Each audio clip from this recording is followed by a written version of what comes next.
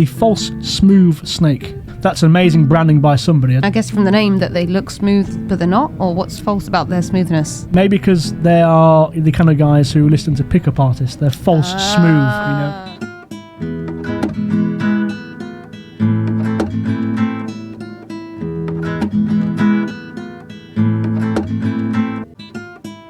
Hello, hello, hello, and welcome to Hispanophiles Travel in Spain with Only Half a Brain, the podcast that contains more nudist beaches than any other in Europe. On today's episode, from creepy crawlies to vicious maulies, we are going to look at all the different dangerous animals you need to be aware of when you come here to Spain and the Iberian Peninsula. From the things that can give you a nasty sting to the big bats that will kill you! But first, we're going to say hello to our lovely host of the day. Back once again, karaoke sensation, Angelique. How are you? I'm very good. Thank you, James, for having me on the show again. I'm very happy to be back already, and this time without anyone else to steal the limelight. But no, I'm happy to be back on this episode as well because I'm a big animal fan. I was actually vegan for 4 years, vegetarian for 12. So I guess you kind of have to be an animal fan to do that. But then now I'm not anymore. So technically, does that make me a anti-animal fan? I don't know. Anyway, I like them, even the deadly ones. I'm not scared of them, so I'm actually quite excited to hear about, what we've got in store today. Should I take this as a challenge? Because, you know, I'm a competitive person. Try and scare me. I'm going to do my utmost to try and scare you witless with some of the facts and some of the information I've researched this week. And I'll be frank, I've learnt some surprising things about the fauna. Yeah, not the flora, the fauna. That's correct? Because flora's plants and things. Yeah. And mushrooms. Fauna is animals. Well, I just know if I like what they look like. So I'm excited to hear what you've got in store. I've got a few anecdotes. Shall we move on to some regular segments? Yes. Okay, so my Spanish vocab is also animal related. I wonder if you'll know this, James. It is estar como una cabra. So the translation would be to be like a goat. Do you know that meaning? I think so. Okay. It's one of two things. Okay, I think go on, guess. It means either to be kind of crazy, quite frantic, quite frenetic, good guess. Or it is to be horny, I think. One of the two. Because we say that, I think, in English, a bit of an old goat is someone who is, True. A little bit too red-blooded, so to speak. You did hit it on the nail. It was to be crazy. Kind of like in English, like crazy, like a loon. And I thought I'd choose this one because actually someone called me a goat. A friend of mine, also called James actually, his now nickname for me is a goat because apparently when I dance at our music events, I jump up and down a bit like a baby goat. So that's why I thought it was a good one. And you also try to find the highest vantage point possible in the festival. Exactly. Jumping on people's backs or, the stage or whatever it may be. Exactly. So I'm not sure if it was that or the fact I kept going, but probably the dancing, I think. Combination of factors, I think. And go on, what's your new vocab then? What have I learned recently? Jabali is a word related to what we're going to be talking today. Are they like the little boars? Correct. Or the big boars? Yes, big boars. But I don't know where I saw this originally. There's a name of a restaurant somewhere around here, or maybe I've seen it on the branding of a bottle of wine or something. But I never made the connection until doing the research for this particular episode. So yeah, I've been hearing about them in the last 6 years I've been living in Spain, and I've actually never seen one. So chances are you will. Oh, is that a threat? And we'll come to that. It's before the end of this episode, you will see one. Wow, lovely assistant. We'll bring one in now. No, just here's one I made earlier. Here's one I roasted earlier. Speaking purely with regards to statistics, the word I can never pronounce. Okay. Yeah. So I'll have to keep my eyes peeled then. In Catalonia, more than other places, but we'll get there. We'll get there. A very good segment. Thank you very much. Animal-related vocab fitting with today's content. So thank you. Obligatory round of applause. We come to our next segment, Spanish news. Yes, so for this news story, it is a little bit old, it's not new news, but it's from 2 years ago in 2022, and it is based in Spain, and it is to do with animals. So this story was about, it happened in Gran Canaria, and it was about a zoo that got shut down after the owner died. And why was it shut down? Because they found there over 139 different species, and majority of them were classed as invasive or dangerous in this zoo. So basically an illegal zoo that shouldn't have been there, because some of the species included, are you ready? A ball python, 2 Burmese pythons, a dwarf caiman, 2 bearded dragons, 2 Greek tortoises, 34 crayfish, a leopard gecko, that's a tongue twister, 46 giant African snails, 7 snakes, a bullfrog, a long-necked turtle, 8 iguanas, a speckled caiman, 23 red-eared terrapins, 13 blue-tongued skinks, and 3 African spurred tortoises. So like some of them don't sound that scary, but these are species that aren't actually meant to be like hanging around in Spain and just doing their thing. So actually, if anyone of them had got out, it could have been way worse. So in a way, is it good that the owner died? Could we say? A bit controversial saying it was good, but at least we weren't invaded. The main attraction, I think, of zoos is to see things that aren't native to your local environment. No one's going to go to a zoo to see a rabbit or a fox in the UK, for example. Yeah. So by definition, the things you're going to see have the potential to be invasive, I would say. Yeah. So then there must have been some sort of regulatory body or some sort of independent watchdog, whatever it may be, that has deemed this guy's zoo to be unlawful, unethical, yes, whatever it may be. Who manages that? That must, like, I never thought of this question, but who manages the zoo managers? Oh, yeah, like the zoologists? Oh, no, that's the ones that study it. Well, there is a body a forcing body, a lawful body that claimed that it wasn't legal to continue because they said, those which are introduced and established into an ecosystem or natural habitat and which are agents of change and a threat to native biological diversity, whether through invasive behavior or at the risk of genetic contamination. So basically, these species have a great reproductive capacity, and that's, I think, where the problem comes in. But then again, does that mean in other zoos they like sterilize them? Because surely then everything has a reproductive capacity. No, because then pandas are... yeah. You know?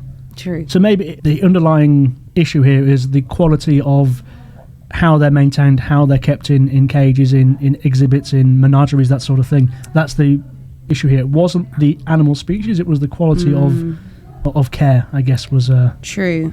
But I do think the snakes thing, I think that was a bit dodgy. I think that some of those snakes, we wouldn't want them running around here, I think. Some of them are, which we'll come to in a second. Oh, no. Fantastic news story. I had not heard of that. Yes. Okay, good. I wasn't even aware there was a zoo in Gran Canaria, but I've not been for a while, so maybe not anymore. Thank you very much. Shall we move on to the main talking point? Yes. So let's get down to the crux of the episode. All the nasties, the creepy crawlies, the beasts, the animals in Spain that you need to be aware of before you come here. Yes. People think of Spain, they think of beaches, they think of good food, you think of sangria, and you think of sunburn.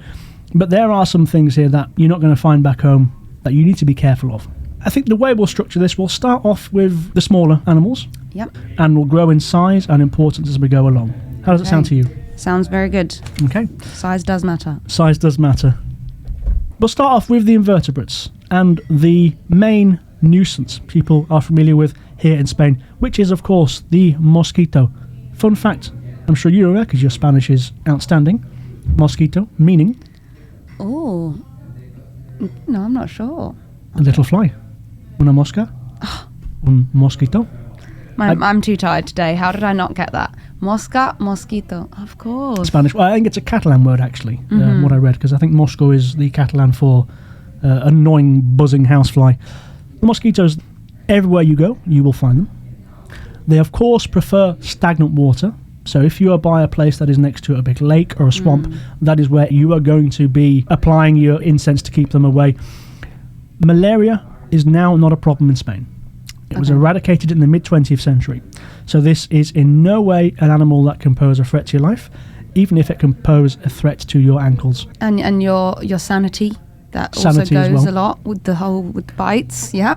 And if you've got a white painted wall with the amount of times you'll be slapping them against, it's also a threat to your bedroom's appearance, I think. And anyone in the vicinity when you're slapping around. However, though malaria is not a problem anymore, they do still spread disease. In 2020 in Andalusia, in various places, the West Nile virus was recorded among many people living there and visitors, caused by mosquitoes, apparently. Dengue fever and yellow fever are very common in the Caribbean, I believe, and also parts of West and Central Africa.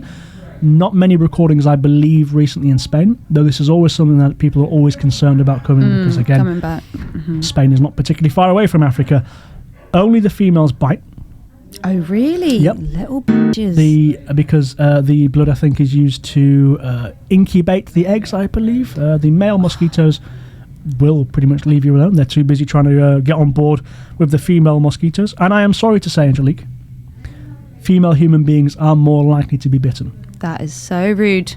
And I am definitely one of them because they freaking love whatever blood's going on in there. It must be great for their incubation. The obvious reason being because blood flow and the female anatomy. It is, there's no better way I can say it. I did my best there. That is the reason why. So 3-4 days a month, whatever it is, that you are more likely to be bitten then. Oh, interesting. Apparently so. Well, I need that blood to line my own wound. Get your own blood, mosquitoes. You wouldn't want it back though, I think, after the mosquito had it. Yeah. Although sometimes when you hit them in the moment after they've bitten you, you do actually see the blood come out. Yeah. Yeah, that's kind of satisfying as well. It's like, yeah, you got it, but you didn't get that far, did you? You won the battle, I won the war. However, we spoke about invasive species. The tiger mosquito, known as the Aedes albopictus in Latin, a species native, I think, to tropical Asia. Its arrival in Europe has been predicted for a long time. We first saw traces of it in 1990, more or less, in Italy and France, obviously with Mediterranean coastlines. So it was a matter of time before it was expected to arrive in Spain. It now has. The first place it was recorded, not far from here, Sant Cugat de Valles, a beautiful little town on the other side of the hills by Barcelona. And what's the difference between this tiger mosquito then? What makes I think tiger mosquitoes are larger. They look different. So the normal mosquito you'll see in Europe is mostly black or dark brown. The tiger mosquito, hence the name, does kind of like have white stripes. They're quite pretty to look at if you're like weird like me. Mosquitoes. They are more aggressive. Okay. And they have a more painful sting.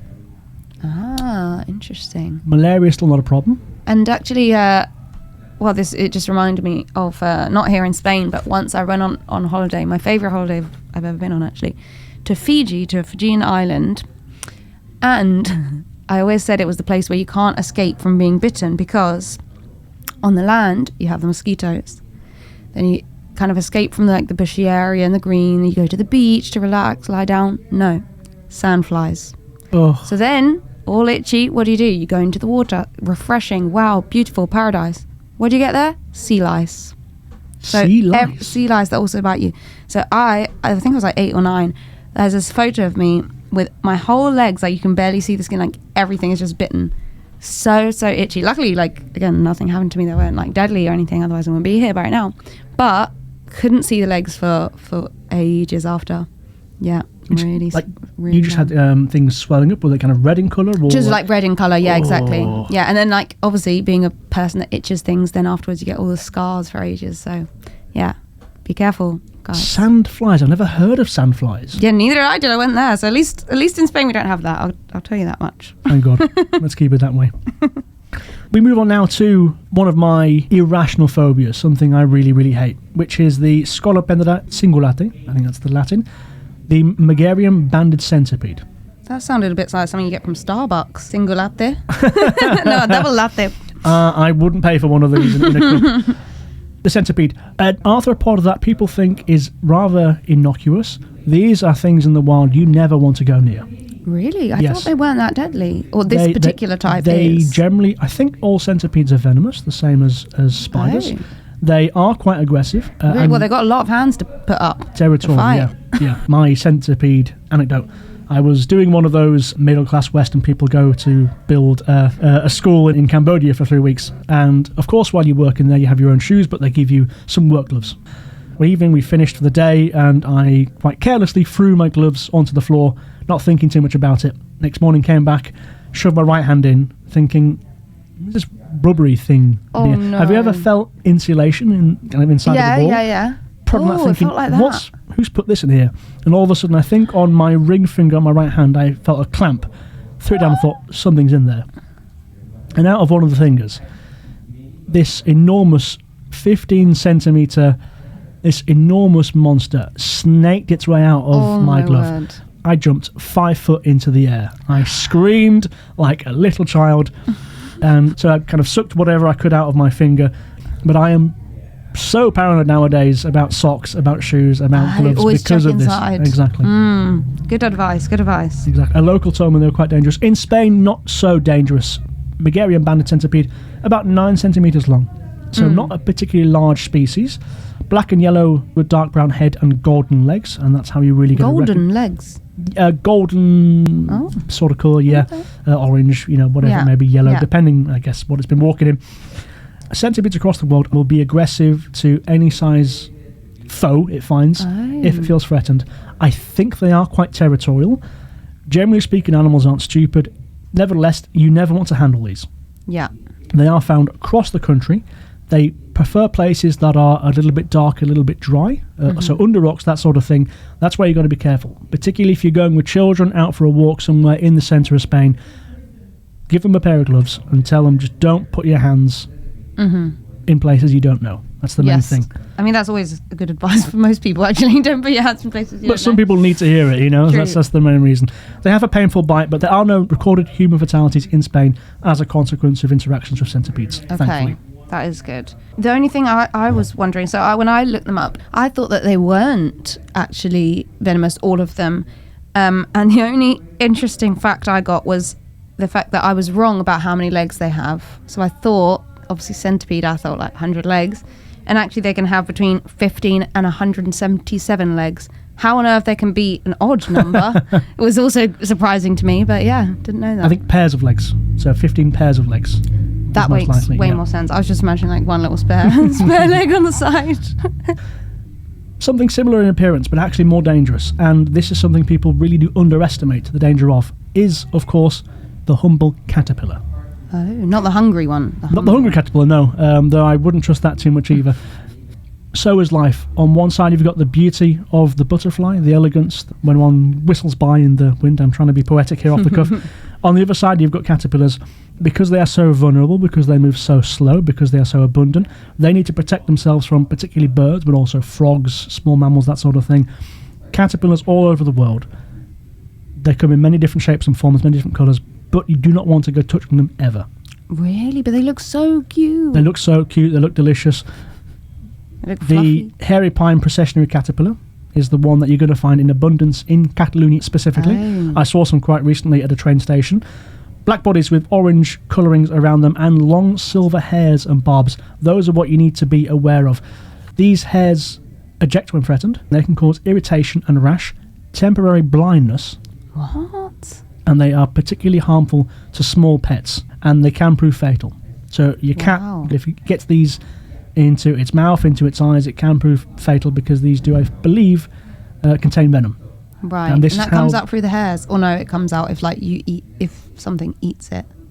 The hairs themselves. Okay, so the hairs. These little hairs are the things that will harm you. And then I wonder if once they're a butterfly, do they still remain venomous, or they're like that was the old me. Now I'm. Butterflies and moths have different ways to camouflage themselves and protect themselves from risks. So they don't need to. Some of these amazing butterflies. There's one breed I think in the Amazon, where when its wings are open and it's on the side of a tree, it has evolved to have what look to us and to an unsuspecting leopard or something, it looks like it has snake eyes on its wings. So when you see this thing up in a tree, you think, oh my god, move away, and you do. So moths and butterflies typically have other ways to avoid becoming interesting. Lunch. Actually, that reminds me another story from Fiji, but we had to, because of the mosquitoes, we had to sleep with mosquito nets every night. And I remember I was there with my mum, who's maybe a little bit more squeamish, I suppose, in that sense. And I was fast asleep. I heard this like clapping noise or flapping noise or something. So I open my eyes. I see that on my mosquito net is this giant, what I thought was a butterfly. So I woke up. My mum was like, "Mum, look, how cool! A giant butterfly." Obviously, it was a moth, which I didn't realise at the time. Her being deadly afraid of moths, she was like, "Yeah, Angelique, go back to sleep." So yeah, they can be. I remember this one was actually quite pretty for a moth, but it was huge. It was like the size of my hand. So yeah, they definitely vary. I don't know if they're like that here in Spain, but they can be enormous. Terrifying. Let's move on to what I believe is the most common phobia when people are polled about things they are afraid of, which is of course spiders. Now, I'll preface this with, I don't think I've ever seen a spider in Spain. I'm sure I have, it just hasn't lodged in my memory. That is a very good point. I have seen them, but I've seen way less here than in England, way less. Big kind of hairy daddy long legs or your house spider. a common staple once a week when I was growing up. But here in Spain, I don't seem to see them so much. So true. More fool me. There are 1,700 known species of arachnids across the country, which of course includes scorpions, which we'll get to. Every single spider is venomous. If something is poisonous, if you eat it, it will then harm you. Something is venomous if it has the ability to bite you and inject venom into your bloodstream. That is a difference, which people often confuse them. So one small thing. We're not going to go through every single one of the 1,700 species of arachnid in Spain, but there are 3 that I would like to raise at this point. The first one sounds scarier than it is. It is the Spanish funnel web spider, the Macrothele calpeiana, I think it's pronounced. That's a total guess, but it sounds good. Related to the far nastier, far more dangerous version that you will find in Australia. Of course, several million years or whatever it may be separate their evolution, but its behaviour is quite similar. It is jet black in its body with a charcoal grey abdomen and hairy legs. Okay. Bad-tempered, slow-moving, even though these things can jump out and snatch you, as all spiders can, and not particularly nomadic. These things stay in the lane. Funnel web, build their little trap, stay in there, wait for an unsuspecting cricket to fall in and meet a sticky doom. And these things will attack anybody who goes putting an unwitting finger inside their funnel. Okay. Most common to Andalusia. And again, a funnel web, they will go to a place where they can build like a cave out of their own silk. Would you describe it that way? That makes sense, yeah. Wait for something to fall in, get stuck, and then they attack it. So you're not likely to find these in urban areas. But when you explore a little bit more, go out your way, you can, particularly if you go looking around scrubland, forest, then you're more likely to find them. The bite and venom are not fatal, but the bite can cause a very nasty open sore that heals difficultly and painfully. A British tourist was bitten in Ibiza in 2021 and had 2 fingers amputated. What? As a consequence. Oh my word. Okay, yeah. So no sticking fingers in things. Yeah. Again, still good advice for all these animals.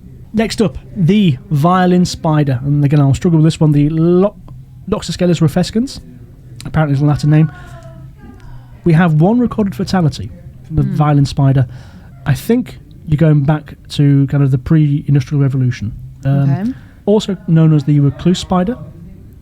Very shy. So these things really are not likely to attack a human if you interact with one, but their venom is more dangerous than that of the Spanish funnel web spider. Dark brown, they are called the violin spider because of the violin-shaped marking on its back, go figure. And these things live all around the Mediterranean. So Greece, Albania, Italy, Cyprus, you're going to find them all over. But then we come to the one the thing that shocked me most while doing the research for this episode, which is the Latin name Latrodectus tredissim guttatus. That is a long word. Sounds like something from Harry Potter. This thing is about as dangerous. The European black widow. Okay, that one I have heard of. Native to Arizona and New Mexico and certain parts of the Sonora Desert, the black widow spider, about I think 15 millimeters in length, a tiny little thing, have enough toxin to kill 10 people. Wow. Luckily, these things are very shy and really avoidant, so they do not interact with any large mammal if they can help it. However, the way in which it hunts is what makes it such a terror. They love hiding under picnic tables, dustbin lids. They will make vertical lines of silk from the floor to the roof and allow flies to fly into that, get stuck, and that's how they eat things. So if you go to Arizona, be very careful putting your hands underneath coffee tables, for example. Yeah, and dustbin lids. That is why they're dangerous. Luckily, the European version found in Spain is not as venomous, though it behaves the same way. So you are very, very unlucky to be bitten by one of these things. They are most common in, let's say, the southern half, Almeria in particular, and the Levante region around there. There is a particular problem with them. So anywhere in the north, in the east, on the islands, you're not going to bump into these things. But the venom they have is very dangerous. The young, the old, or people with pre-existing heart conditions are the ones who need to be most careful. If you are bitten, common symptoms are fever, vomiting, asphyxiation, and potential blindness. Wow. So this is something you absolutely have to take seriously. You'll recognise them, again, as the name suggests, and you've probably seen images somewhere on some David Attenborough documentary a completely black body, jet black, but with red markings on its bulbous abdomen. Okay. I actually have a spider as well. Not as a pet. I have one I wanted to talk about, but I don't know too much about it. I just wanted to talk about it because it's quite cute. So I feel like there's a little bit of a, what's the word, stereotype about, you know, spiders being this so scary and so horrible. But this one is called the Arañuela curcubitina, and it's a cucumber green spider. And it can be found across Europe, including Spain, and it looks like this. How cute is that? Aww. It does look cucumber green. I get why it's called that. So yeah, and these are much, much smaller. So I don't believe they're deadly. So if you see these little green ones, don't trust me on it, but I'm pretty sure they're not dangerous. Do they eat cucumber, or is that? No, I think that's just like the style, like cucumber color. Like you got lime green. Oh, I see. Okay, right. I think they just look like. I was thinking cucumber. way too laterally there. I think rather than looking at the obvious. Very nice. Okay. That's the design. I will say this: spiders. A lot of people are arachnophobic. It sounds weird, but arachnophilic. I don't go out my way to touch spiders or anything. I'm not that much of a moron, but there is something I think really cool about how long spiders have existed and how well they've adapted to every single environment that they can find. And the marvellous ways in which they've evolved to hunt. Some of them imitating other animals, some kind of throwing the web to try and catch something. Spider-Man. Obviously, trapdoor spiders, funnel web spiders, things that jump out and target whatever it may be, all the way up to the beautiful Goliath spider, the bird-eating spider, the kind of gingery one that walks very slowly and very majestically. And I also think even from their webs, like how amazing it is that they make those, and they're so intricate and beautiful and stuff. Like I remember reading the book as a kid. I don't know if you read Charlotte's Web. Mm-hmm. That was when I kind of became less scared of spiders. Like still I might like scream from like shock, but I don't hate them. Like I would take a spider over a cockroach any day. yes, high five. Hope that read on the mic. They're all venomous, and the bites can really be a nuisance and potentially fatal. There are remarkably few spiders in the world that will demonstrate aggression to humans. The Sydney funnel web, Okay. an incredibly bad-tempered beast, very old evolutionarily speaking, that you will find at the bottom of your garden hiding away, and very poor vision. But again, as most spiders, they interact with the world through sensing vibrations or whatever. And if you're drunk and you take your flip-flop off and try to kick this thing will jab down on your foot, and you might lose your foot. The other is the Brazilian wandering spider, which I think is this is the horrible kind of yellowy green one that will occasionally turn up in a bunch of bananas in Tesco. Those things are fast, those things are aggressive, those things really do go out the way to make your life some misery. And awful and that's the one. You can see me kind of squirming in my seat. Me too. Those are the horrible ones. You might have achieved it to scare me. I said you weren't going to do it, but that one sounds that's a win horrible for me. So we said arachnids, not spiders. Lice. You'll find lice anywhere you go in the world where there is swampy conditions, scrub and that sort of thing. Not particular problem in Spain, though they do exist. Lice can be good vectors for disease. Scorpions, however, you will find all over the country. Two different types. The black scorpion, the less common of the two, behaves in the same way to the one we'll discuss in a second, found mostly in cooler, wetter climates. So in the southern half and the islands, you won't find the black scorpion. They are found much more in the northern territories, Asturias, Cantabria, La Rioja, the Basque Country, these places. The Mediterranean scorpion, the one you are much more likely to have seen and heard about, Buthus occitanus. Occitanus obviously being related to the Latin word for west, which is the Occident. About the length of your finger, so not particularly large compared to scorpions you're going to get in desert environments such as Arizona, such as Australia. You'll find them all across the country. They are not lethal, but the sting is very, very painful, and they will readily attack humans if handled or feel threatened. So leave them, don't go anywhere near them. I say that because they have a nasty habit of liking to crawl into someone's discarded shoes by the back door, gloves, as we've just discussed, that sort of thing. So if you are walking, if you're hiking somewhere out in the wild in Spain, get yourself a good pair of shoes that go up to the ankles, and if you leave them by the door over the course of an evening, put your sock over the entrance so that they can't crawl in. Small piece of advice there. And one question, maybe you know this about scorpions. So, are they like? So we're talking about spiders in the sense of like, do they go to attack, or they only attack if they feel threatened? Do scorpions actively attack? Like, would they say you shoved out your shoe and then like ran away? Do you think it would like chase you? They're much quicker to attack. I believe some sort of scorpion species will stand their ground, let's put it that way. We've done the invertebrates that live on land. We'll come to some others later on that we might find in the water. Now let's talk about, I think, the other main animal fear people have, which is of course snakes. Now, snakes are found in almost all of Europe. Not the Faroe Islands, not Ireland, the Republic of Ireland, not in Iceland as well, but everywhere else you're going to find snakes. Around, apparently, 50 people die in Europe per year as a consequence of snake bites. Now, I will admit, doing this research, I found different figures. That was the highest, the most alarming, which therefore I've kept in so people are aware of the danger. And apparently the stats, when you break them down, mean that approximately, you're talking single digits, 3 to 6 of those are in Spain each year. Okay. Now, I couldn't find what I would describe as a reputable source of information and stats to confirm that, but again, the purpose of this episode is to inform you about what you might bump into if you walk around the bush here in Spain, so let's go with that. There are 13 species native to Spain, 5 of which are venomous. We're going to go through, I think, those 5, one by one, going up in rank of danger to human beings. Okay. The Canary Islands are snake-free, excluding that defunct zoos, zoo. but natively there are no snakes in the Canary Islands. We'll start with Malpolon monspecilanus. It says anus at the end, that's why I was laughing to myself This there. sounds like so like a Harry Potter thing. Malpolon monspecilanus, you know. Gryffindor! The Montpellier snake. Right. Blue-green with a white underbelly, therefore very easy to spot, quite long in length, I believe. You're probably talking half a metre, I think. The venom is very mild, and they are not likely to bite you if you interact. We move on to Macroprotodon cucullatus, the false smooth snake. That's amazing branding by somebody. I don't know who came up with that name, but it's, you know. These are found across the country. I should have said the Montpellier snake, I think, found much more in the Pyrenees and the eastern half of the country. Okay.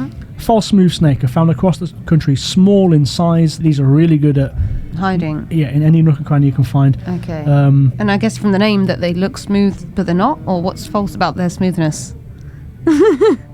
I work in marketing, but I didn't come up with that one. You know, nothing to do with me. I don't know what is false about them. Maybe because they are the kind of guys who listen to pickup artists. They're false smooth, you know. They think they're cool and, you know, good at chatting to someone in a bar, but they're not. So they're not that smooth. Possibly. That is the worst type of snake you can bump into in Spain. Or in a bar. Or in a bar. These are grey with brown spots across the entire body. The venom is very mild and bites are rare. Okay. So those two are not particular threat whatsoever. Okay. Viberade lataste, the snub-nosed viper. Now, vipers, generally speaking, are something to watch out for, and I believe they are normally quite... These in the UK are the ones that are most likely to bite you, I believe. Right. Vipers and asps. The snub-nosed viper, interesting one, it has a sort of like a horn between its eyes, like a black ridge, that sort of thing, making it very distinctive and the easiest one to identify when you're out walking. Grey with a zigzag pattern down its back as well. Venom is mild, bites are rare, and you're going to find these in rocky areas that are dry and away from human activity. Then we come to the two that are more dangerous. The Vipera aspis, nailed that one. The asp viper, found in the Pyrenees, Catalonia, Burgos, Ebro River Valley. Black with brown stripes. The bite is painful and is toxic enough to be fatal. So I could not find any record of a death as a consequence of one of these bites. Again, snakes are quite smart. They will, generally speaking, stick away from big, heavy mammals. Though if you get bit by these, you need to seek medical treatment immediately. Then we come to the Vipera seoani, the Seoane's viper. Is that how you pronounce that? Seoane's viper. Yeah. This is the most dangerous. Found mostly across the northern half of the country. We're talking Galicia, the Basque Country, Cantabria, Asturias, and Castilla y León. These are grey-black with zigzag patterns across their back. Larger, I think, than the other species we've discussed so far.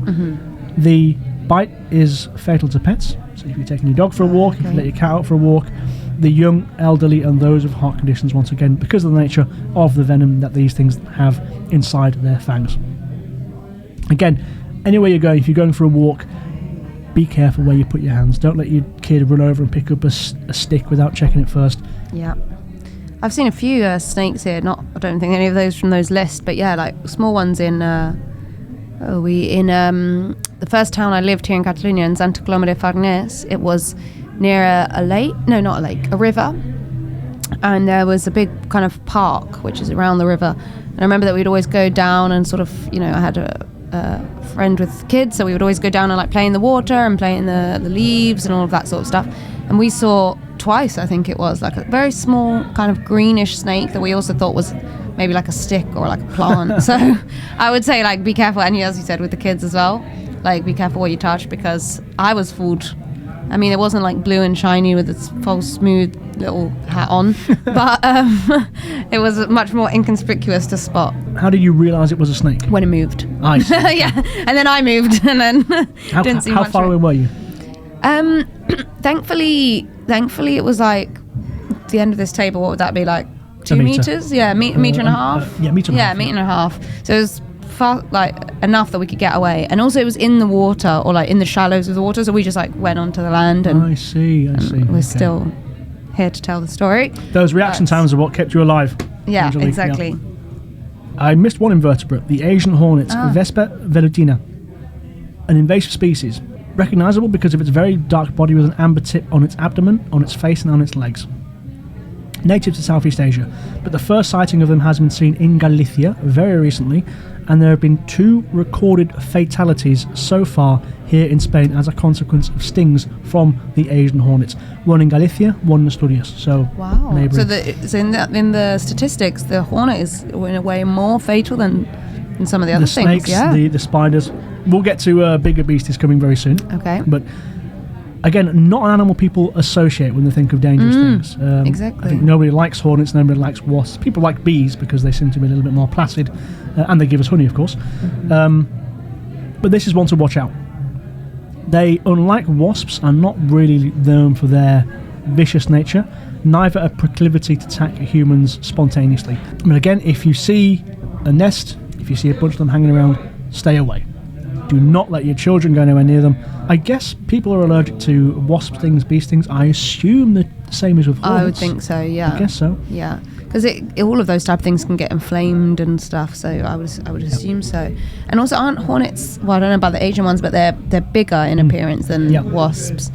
And the size of your fingernail, I think. That's big enough.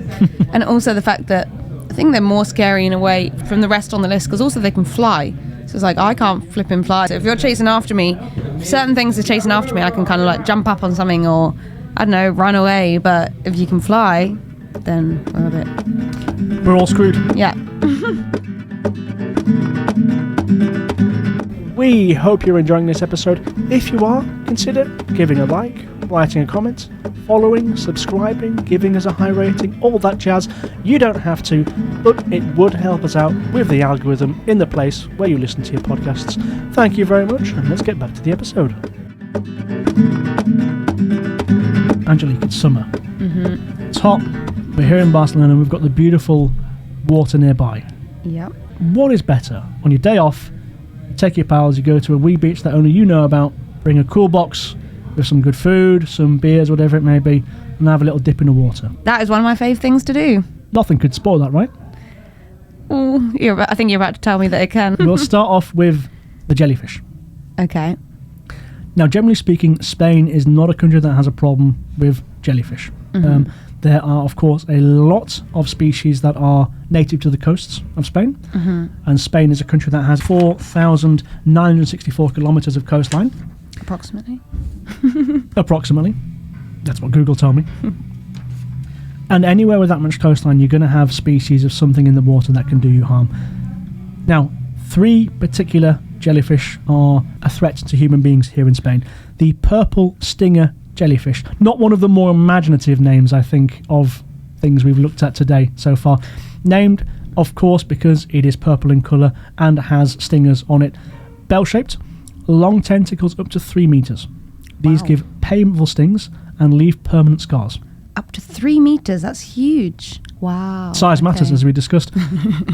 The sting, however, not likely to be fatal. painful, will leave a scar, a big red line across your leg, but you're probably going to be okay. These will still clear a beach if they're spotted, but that's not one that you're likely to be dying from. Mm-hmm. The flower hat jellyfish, its body is mostly clear. It has pink tips at the end of the tentacles, which are the easiest way to identify it. Mm-hmm. The sting will give a rash, but the last recorded death from a sting, I believe, in the world, not just in Spain, was in the 1970s. Smaller than many other things you're going to find, but one that really can do some damage if you let it. Wow. Which comes to the most dangerous one. Wait, sorry, can I just say for a course. second on that one?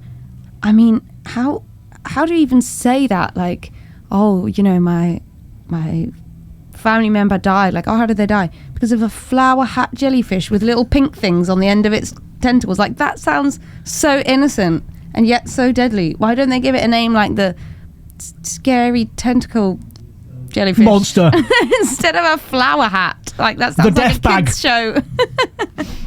Okay, sorry, we can continue the next one. I just had to say. Should we start a petition to rename the flower hat jellyfish to give it the vicious moniker it deserves? Exactly, the vicious hat jellyfish. That's a contender. We'll play a game right now. You think of the most morbid, death-orientated word you can. Okay. I will think of another.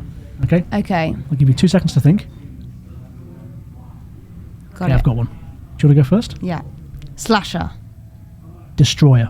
Ooh. Destroying slasher. Destroying slasher. Jellyfish. Much better. Well, we come to the last jellyfish, which I want to discuss. And this, I think, does have a cool story behind its branding. The Portuguese man of war, Physalia physalis. That sounds like a sort of drug you'd ingest to have a better erection. The Portuguese man of war, I believe, named as such by English sailors and mariners in the 16th, 17th century because of their resemblance of their body, which will be floating on the top of the water, because of that resemblance to the Portuguese soldier's hat, which kind of had a ridge at the top, curving sides around the cranium, and a sort of lip at the bottom. This is what a Portuguese man of war looks like. Translucent, again, pink tips, and they're so pretty. Blue, purple toward the body that will sit on the water. Pretty indeed. Wow. But one of the most deadly jellyfish that we are aware of. The stings can easily kill a human being 10 times over. And you said you were impressed by a 3 meter long tentacle. These things can go up to 10 meters long. What? So the actual body that does the metabolizing, that sort of thing, the steering, I guess, of the ship, sits on the water, and its bluish kind of petrol coloured, we say that? Petrol coloured tentacles will sit beneath the water, extend. A poor little clownfish will find itself in... Nemo will find himself in the middle of those, get stung, be paralysed, and then that tentacle will wrap itself around the fish and draw it upward into what becomes the stomach, and that's how it hunts and ingests its prey. Wow.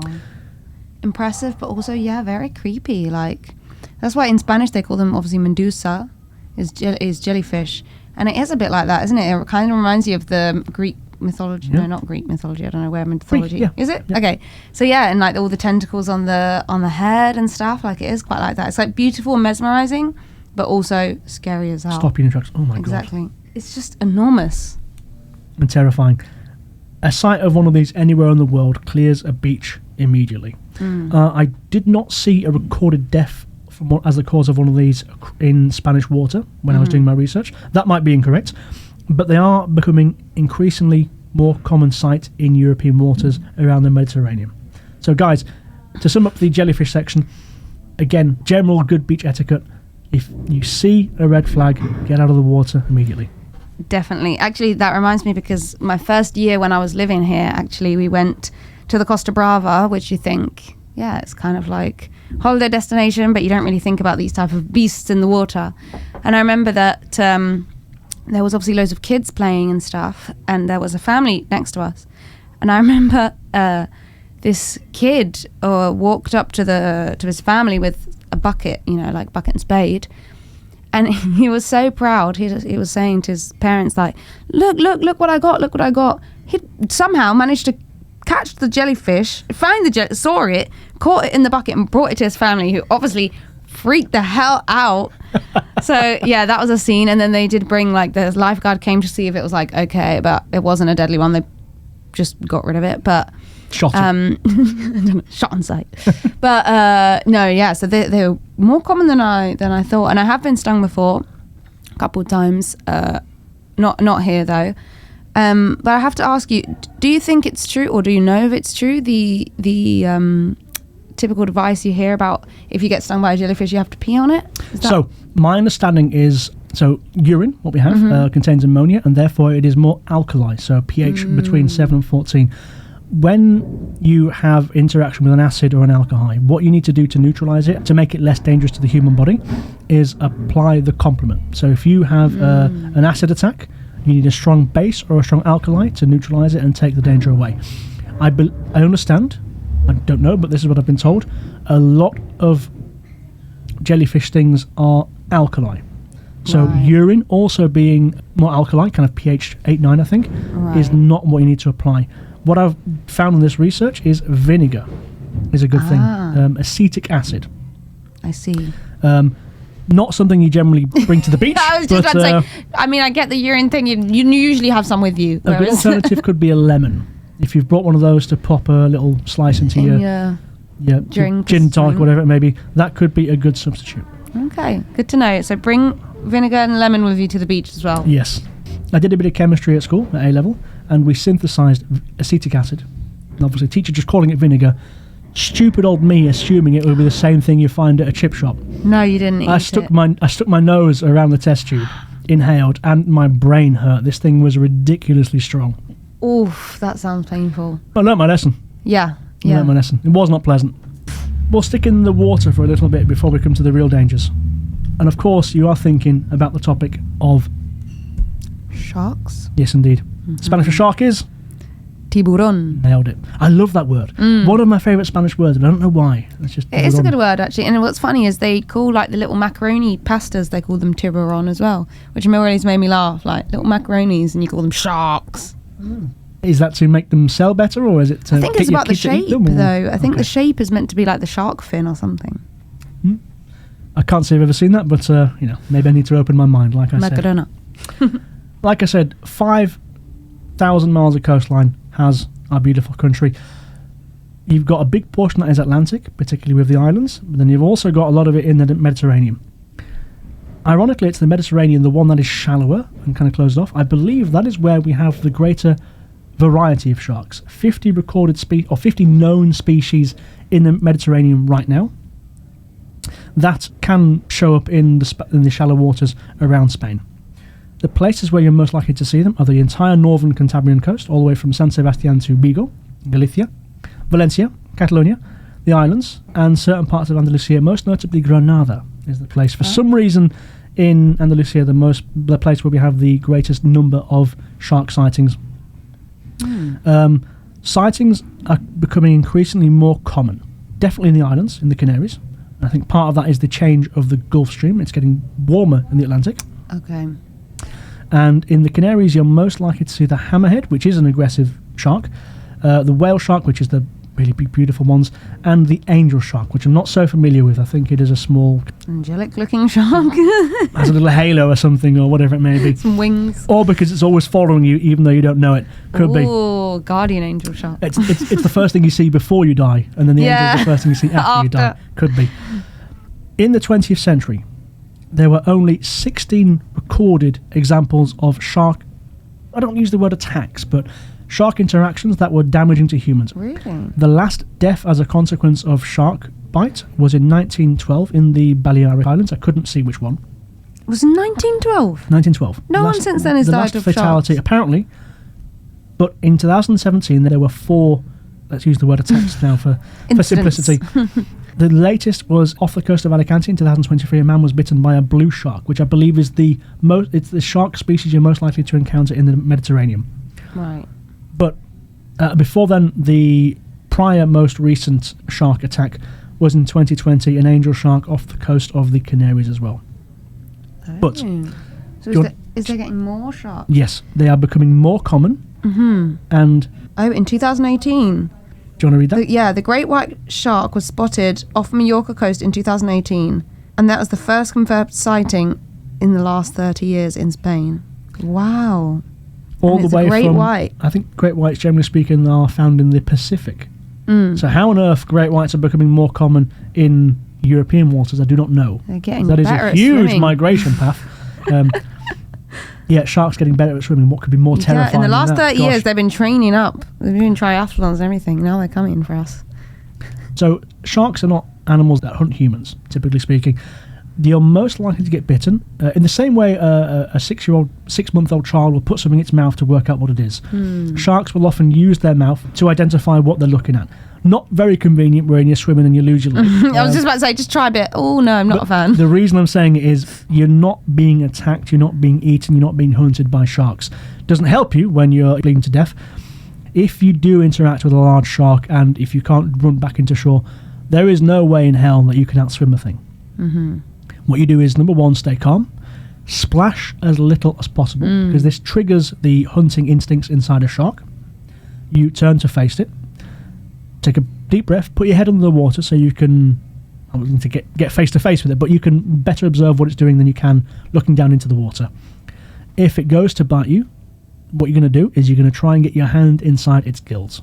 These are very sensitive to any fish, and obviously sharks are fish. Be careful of the teeth, but that is the one thing that's probably going to save you. Wow, inside the gills? Never heard of that. You give it a hug, plunge them inside, and it'll be very disturbing and very uncomfortable for the shark. So you mentioned there about the shark's mouth and teeth and stuff. Did you know about their teeth, about what happens to them? Go on. So I didn't know this, but I just been having dreams about my teeth falling out recently. I think I probably went to the dentist for the first time in years. And suddenly I'm having all these dreams about my teeth falling out. Last night, actually. So I was searching about teeth and stuff, and I found out that sharks actually they keep losing their teeth and growing new ones, up to 50,000 they can have throughout a lifetime. Up to. Goodness gracious. They literally, like how we have baby teeth that fall out, except that one, which never fell out. So they just shed it like skin, but teeth. So it's strange to think like those teeth that are so strong to like kill the prey are actually so temporary. It's quite deep.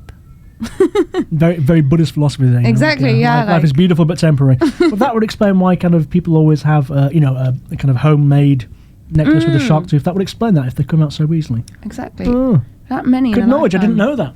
And then they just shed them and get new ones. Interesting. We should have that. For God's sake, Now we go back on land. Okay. And we start with the mammals. There are 3 I want to discuss, but the first one is not an animal that is a threat, but one that I want to discuss, the Iberian lynx. Of the 36 feline species in the world, this is the one that's the most endangered. Native to the Iberian Peninsula, as the name would suggest, it's a very beautiful cat, twice the size of your regular household pet, between 8 and 15 kilograms as an adult. It's got a light brown body, almost lager coloured. With a white underbelly, and it's got long hairs under its chin, which will be white as well, but also black spots and markings around its body. I would say the most distinctive feature of the Iberian lynx is it's got ears that end in kind of black wisps on top. Oh, so then maybe I have seen it. While hunting, that kind of imitates dry grass sticking up. That's kind of the evolutionary reasoning behind it. And very pale yellow eyes, which I thought were beautiful when I was looking at them, I will admit. But there are approximately 100 left in 2005, comparing that to 8,000 wild tigers across Asia and Russia. Luckily now we've got about 1,000 Iberian lynxes in the wild due to amazing conservation efforts. This, according to the website mongabay.com, published in 2021. But the population was around about 100,000 in 1900, and they occupied 10% of the landmass here. And it is now the most endangered cat that we are aware of on planet Earth since the saber-toothed tiger, I think 12,000 years ago. Wow. Part of the reason is the destruction of habitat. These things are solitary animals, as cats mostly are, have quite large territories, and therefore don't really, if there's a border they can't cross due to urbanisation, whatever it may be, they won't cross it. They will stay away as much as possible. Very, very shy. But the other reason, the primary reason why these things are in such dire straits is because their primary prey has been struck massively over the course of the 20th century, which is the rabbit. Aha. Two disease waves. The first was myxomatosis, I think, in the 70s. The second, maybe earlier. The second, I think it was called VHD or something, in the 80s. Wiped out 90% of Spain's natural rabbits. Rabbits, really? And then they're still eating them here, though. People eat rabbit here. Yes. Oh, but now the rabbits are back again. Yeah. Okay. They're not extinct. It's also something you can breed in captivity, the rabbit, for the sake of human consumption. True. Oh, no, I was thinking the rabbits were going extinct for a second. Doesn't help the lynx, which needs about 90% of its food is rabbit. They need about one a day as well. Okay. So, yeah. A combination of those two factors have meant that the lynx is struggling to survive. They also don't breed every year, and the females will have 1 to 3 kittens. So unlike certain animals which can just breed, like rabbits, are very good at just produce, breeding like rabbits, multiply themselves. Okay. It's one of those animals which doesn't help when it comes to conservation and helping them survive in the wild. Yeah. The rabbit, a small subtopic. The Phoenicians set up colonies in the Iberian Peninsula, and they bumped into this strange little hopping mammal that they'd never seen before, and the name they gave to the territory, Hispanophiles, translates as the land of the rabbits. Hispanophiles, when the Romans arrived, morphed its way into the word Hispania, and that now is where we get the word Hispania. That's crazy. The land of the rabbits. That means that the name of this podcast literally means rabbit lovers, which, had I known that before I came up with this idea, I might have changed things, but I think it's still catchy. I'm glad to hear you say so. I didn't know that. Rabbits are native to Spain. I didn't know that. And then does it surprise me more that they eat them? Or maybe it makes more sense because I suppose before they could kind of import stuff. Maybe rabbits was one of the main sources of meat and stuff. Very rich in protein, I think. Easy to catch, easy to hunt, doesn't taste too bad. And it was with the Norman invasion in 1066. That is how the rabbit came to be such a common feature of the British countryside. Yeah. Interesting. I didn't know that, actually. See them all over the roads, often dead, where I come from, in rural East Yorkshire. So, yeah. I don't eat those so much, but... Not from the side of the road, no, I would hope. Indeed. Only in my paella. The Iberian lynx, mostly found in rural northern Andalusia. I wanted to talk about it because I think it is a beautiful, beautiful story. 3 animals left to discuss, 3 mammals. The first one is the one that you're most likely to encounter, which is the jabalí, the wild boar. Now, Spain's cuisine, very dominated by pork. A couple of reasons why. The country doesn't have that much of a large cow population, Galicia excluding, which is very wet and a lot less rocky. Okay. Because of that, cheese and beef are not particularly... They're not staples of the Spanish cuisine, just purely because... The accessibility, I suppose. The natural geography and climate aren't conducive to raising cattle. The other more sober reason why pork is the mainstay of the Spanish cuisine is because pork is not something that can be eaten by Jews and Muslims. Ah, yeah, and when you take a look at Spanish history, it would make complete sense that the country's cuisine is orientated more toward a Christian diet than that of the other monotheistic religions. Yes, and actually when I went to Granada the other week or the other month, on part of our little walking tour we did, the guide explained to us the origin of why they hang the, I don't know the official name of the ham legs that they hang in a lot of bars and butchers and shops and stuff. What they would do is they would hang it in the doorway so that as people entered, if they looked up and looked uncomfortable at that, it was probably because they were either Jewish or Muslim. Whereas if you entered very calmly, it was a sign that you were used to that. And if you entered and started salivating, exactly, you were clearly a Christian. So that was like a little test. That is great trivia. I did not know that. Very interesting. I would love to do an episode on the Inquisition because it is. When you think of cruel periods of Spanish history, you think of the rape and pillaging of the Americas with good reason. I think the Inquisition was far more brutal, definitely deserves an episode of its own. But I want to get the research done right first because the gravity of a topic like that, I think, deserves to be taken seriously. So, true. Listeners, you'll get an episode on the Inquisition at some point when I'm ready for it. The wild boar, however, found across mainland Spain, typically in inland forest regions where they like to scavenge. They can appear anywhere on the mainland, not seen so frequently in the very dry southeast Levant region. So we're talking Murcia, Alicante, Elche, because they like to cool themselves down and bathe in wet mud, swampland, that sort of thing. And on the islands, they also do not live natively. so the Balearic Islands and the Canaries as well. They have no natural predators except for the animal we're going to discuss next, so their presence is a problem for the farming industry. As a consequence, hunting is not only common but encouraged, and the information I saw is approximately 60 to 100,000 are killed per year. Wow. Part of that has to be for human consumption. There are different species of wild boar. The best boars for human consumption are found in, generally speaking, Extremadura and Huelva.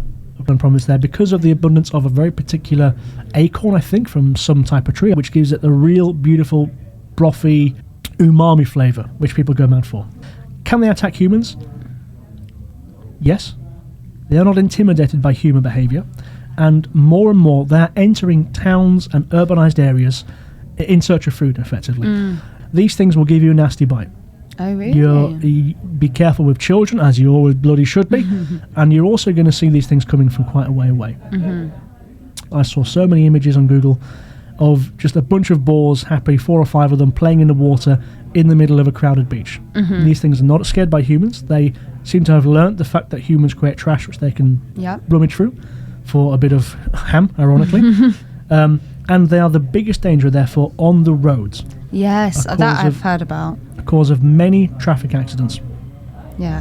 Because aren't they quite dark in colour as well? They're not like bright pink pigs that you might see in like a picture book, right? In Peppa Pig, correct. Exactly. Yeah. Think more Pumbaa, don't think Peppa Pig. That sort of thing. Pumbaa, not Peppa. Yeah, exactly. So they're probably harder to see on the roads and stuff. So yeah, I can see why. Yeah. Not an animal in decline compared to the next two we'll speak to. All over the Iberian Peninsula. And they're actually fundamental to the ecology of the place. Why? They, with their tusks, they dig up dry, kind of loose ground in the search of anything they could eat, and this creates fresh seed beds that are important for the germination of things that will become the trees that you see around us. Okay. So, a problem for human industry, fundamental for Spain's ecology. So when you mentioned the list of animals we're going to talk about, you didn't say boars, you said pigs. So I brought a very random piece of information. It's not even information. It's kind of like a bit more of Spanish vocab. But I know that in England we have the phrase that pigs can't fly, or when pigs fly. When pigs fly. Yeah, when pigs fly, that's it. So do you know like the equivalent of what they say here? It's not about pigs. I don't. Okay. So it's not a literal translation. It's actually a different animal altogether. And it is cuando las ranas críen pelo, which translates to when frogs grow hair. So I thought that was interesting because, first of all, I wasn't sure if there was a direct translation. The answer is no. Don't start talking about cerdos que volan. But the fact that it's also an animal, and it's that they grow hair, not fly. Like it could easily be that they fly, but no. They grow hair. Good knowledge. Like a boar, actually. They've grown hair already. So much like a boar, yeah. But they're not flying yet. Not yet. Neither are frogs, to the best of my knowledge, unless we've had some serious upgrades in evolution over the past 20 hours or something. They're doing like the long jump turns into a fly. Flying frog. That's a good name for a pub, isn't it? Yeah, it is actually. Or a band, the Flying Frogs. I don't know. Anyway, now we come on to the two most important animals I want to discuss. And these are the two that you have to be aware of when you are hiking, when you are camping, because these things are a threat to your livelihood. The first one, Canis lupus signatus. Anybody who is a fan of Harry Potter, as I've said many times today, I do indeed know what that means. Which means? Wolf? Correct. The Iberian wolf. Huskies and wolves, very similar in appearance. 3 defining traits that identify a wolf compared to can you guess them? Oh no, I was about to guess them now. Angelique gave a very pensive face and I thought she was thinking about it. So three physical traits which will give a wolf away. I think something's got to do with the pattern of their fur, maybe? Yes, but I want you to be more specific. The colourings are darker. On the tail. Correct. A wolf will have, generally, the American grey wolf will have a black tail at the end. Interesting, okay. Something to do with the teeth? Nope. Or like diet, or like what they hunt, what they eat? Maybe, but 3 layman ways you can identify a wolf. So I don't know from looking at the dental records of wolves. But, okay, yes, a wolf will be bigger, yes, but you can get some very big huskies and some small wolves. But yeah. Okay. Ears, something to do with the ears. Are you getting warmer?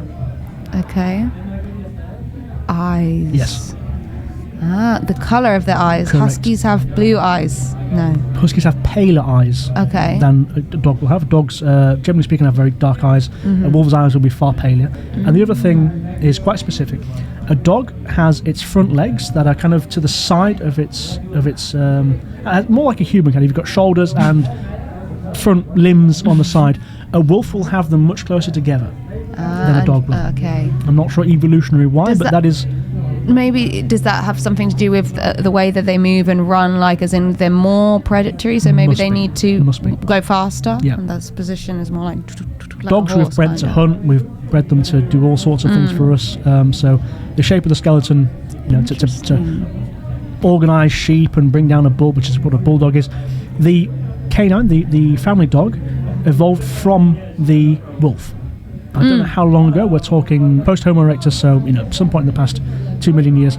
The wolf realised that if it was more placid, more calmer, it could benefit from the garbage that humans produce, which obviously allows for easy food. And the humans realised that wolves have survival benefits, of course, and also can help you hunt. And also protect. So the wolf allowed itself to be domesticated, which I think is very interesting. That's like why why dogs are man's best friend, because we made them that way. We forced them to be. Are you more dogs or cats? I'm more cats. Yeah, I like the sound of that lynxy thing. I don't want it to go extinct. That sounds. Things are getting better. Cute. Okay, but we're on the up. But things aren't good. So. Okay, I'm banking on you, lynxy.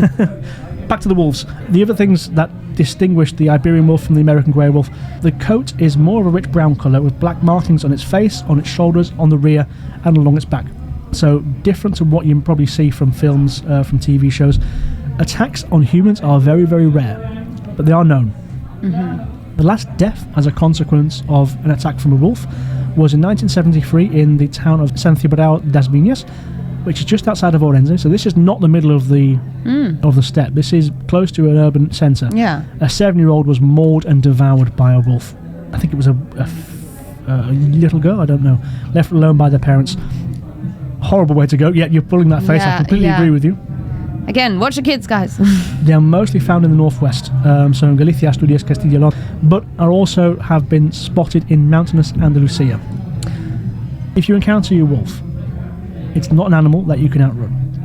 They are very unlikely to attack humans because they're not stupid animals. They can see the size difference. But if you do encounter a wolf and it behaves aggressive, you have to make yourself big, make yourself loud, shout at it, throw things at it. You're not going to do anything to outrun it. Okay. So don't even try. Okay, and it doesn't have gills you can stick your hands in, so... I'm not an expert, to the best of my knowledge, it does not. So that survival advice applies to the final animal I want to discuss. Yes. Which is the one that people don't know. Spain has these animals. Yeah. But Spain is the last country in Western Europe that has a native bear population. The Cantabrian brown, previously found all across the centre of the country. There are now only approximately 300 left in the wild, generally speaking in the Picos de Europa area, so the mountain ranges that lie to the southern border of Asturias and Cantabria as well. They will occasionally walk into Galicia and Castilla y León just because it's close by. The population is rising, but slowly.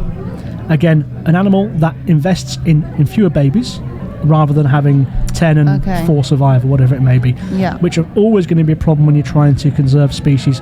The Pyrenees, for a long time, had bears. The Pyrenees now has no native Cantabrian brown bears whatsoever, but Balkan bears have been reintroduced, related to the Cantabrian brown, but I believe now a different species and therefore not able to mate with the Cantabrian brown. I did not know that. Before doing this research, I thought it was only the north and northwest where we had bears in Spain, but the Pyrenees, Catalonia, Aragon, Navarra also have bears hanging around. I said they were typically found in the centre. Madrid, what's the relationship with bears? Oh yeah, is there bears in Madrid? The shield, the escudo of Madrid. True. Okay. Has a bear eating from an strawberry tree, el oso y el madroño. I think Madrid, the word, is related to madroño, which is the name for a strawberry tree. I think so. And this was the area they used to call Usaria. So the area of the bear, central Madrid. True. And then they have that bear statue in Plaza del Sol, is that what it's called? Yeah, exactly. Yeah, I think that's what it is. Okay. See, I wouldn't have thought, obviously, knowing Madrid more modern as it is now, as like this type of city, I never would have thought about bears being there, but no, it makes sense. It used to be very, very common. Going back to Middle Ages, it was the nobles who could typically only hunt bears, and they would also be the only people who had the resources, i.e. horse, armour, all the rest of it, to hunt bears. But this right was extended to commoners in the 18th century to the 1700s in Spain. At the time, they were common to find all across the northern half of Spain, going all the way from Galicia up into the Pyrenees and therefore in Catalonia. In 1935, there were approximately 200 left in the wild. Hunting got so bad. Wow. In 1952, Franco's regime introduced a ban on bear hunting for 5 years until 1957. Okay. I don't know why it was so short. It came back into... it was permitted once again as of 1957. I don't know why it was so short, but there we go. In 1954, there were apparently only 70 left in the Pyrenees. In 1960, I found a rather disturbing fact. Go on. There were still restaurants in the French side of the Pyrenees selling bear steak. Wow. I literally can't bear to imagine. Wow, really? I wonder what that tastes like then. Luckily, there are no more restaurants that in France or Spain that sell bear steak. In 1981, the estimated population in the Cantabria Mountains went down to 150. That was only 80 by the early 90s. However, they're doing better now. Bears do hibernate, of course. So bears are a risk to you in the summer months. Otherwise, they're generally speaking sleeping. Luckily, there's been no recorded death from bear attack in Spain since the Middle Ages here in Spain, luckily. However, a man was attacked recently near Palencia, just north of Madrid in the centre. I couldn't find a confirmed year for this, but it sounded recent from what I saw. He stumbled upon a female with cubs who attacked him. He had to save himself. He was obviously medically trained. He performed a tourniquet on his right leg, I think it was. From what now? A tourniquet, which that? Is if you cut an artery, you're going to die in probably 10 minutes from blood loss. A tourniquet is, you will get something like a belt or whatever it may be. You'll tie it around, I don't know if it's below or above, and this is where you need to be medically trained. True. You stop the blood flow through the artery to stem the blood loss, effectively. Yeah. He knew how to perform one, he did it, and he saved his own life by doing so. Wow. Bears are smart animals.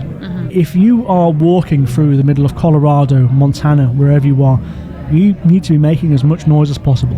Bears can hear you coming, bears can smell you coming, and they will stay away. You are not their prey. Only one species of bear will hunt humans, which is? The black bear. Nope. Brown bear. Nope. Panda bear. Go further north. The polar bear. The polar bear. Luckily, the bear you're least likely to encounter is the only one that will eat you. Okay, that's good to know. So how do you save yourself if you come into contact with a recent mother bear who is demonstrating aggression? Again, you cannot outrun a bear. Similar to sharks, if you try to run away, it will trigger the hunting instincts inside it. I don't know the full details, but some bears can climb trees as well. So you're no good trying to get up a tree. So what do? You stand your ground first and foremost. Put your arms up, make yourself as big and intimidating as possible, and shout. Project an aggressive display to try and put it off coming toward you. But the other thing you should bring with you is something along the lines of pepper spray. It should always be a last resort. And the final thing I will say is, bears are scavengers, they are foragers. The important thing you do not do is ever litter. For the obvious reason of protecting our ecology, our natural environment. But if you leave cans, crisp wrappers, whatever it may be around, with a bit of food in, bears will start to associate human activity with easy food. And that is the activity which can slowly educate them to come into contact with human areas, which is what nobody wants. So, listeners, never litter when you go into the bush. Very good advice there. The final thing I'll say, there are other animals to watch out for, though they are not particularly dangerous. Foxes, wild dogs, deer, mongooses, cows, goats, badgers, whales, particularly in the Bay of Biscay and the Mediterranean, eagles, vultures, orcas, which have been for some reason attacking vessels. Rabies is now no longer a topic of concern in mainland Spain since 1977, when the last recorded case among an animal was detected. This does not include Ceuta and Melilla, which are the small enclaves on the North Moroccan coast, which are still owned by Spain. We're talking single digits per year, 5, 6, 7, 8, 9. But these places still have confirmed cases of rabies among local wild dog population. And the other exception is bats. Of which we recently had one come into our living room, which was Really? terrifying, even though the thing was tiny and quite cute. Bats do still carry rabies in Spain. So, Oh, okay. rabies, I don't know if you know much about rabies. I don't know much. There is no cure. Okay. So if you, as a human being, contract rabies, that is your death sentence. You are going to go. It is an easy thing to inoculate yourself against. And this is the final thing I want to say. Wherever you go in the world, make sure you get the right inoculations, the right injections, the right jabs, the right boosters, whatever you want to call it, to protect yourself against the risks. And do your research before you arrive. Great advice. Thank you very much. Stay safe out there, guys. Thank you for your time, Angelique. Thank you so much for having me. It's been a great chat. I'm glad to hear it. And thank you as well for listening, guys. Hope to see you soon on another episode of Hispanophiles. Bye-bye. Thank you. Bye-bye.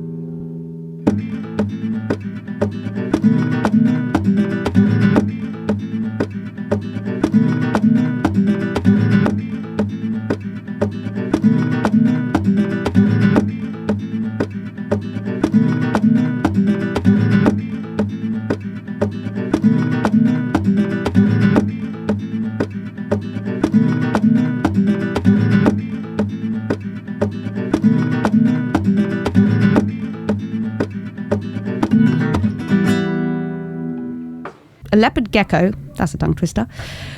Leopard gecko.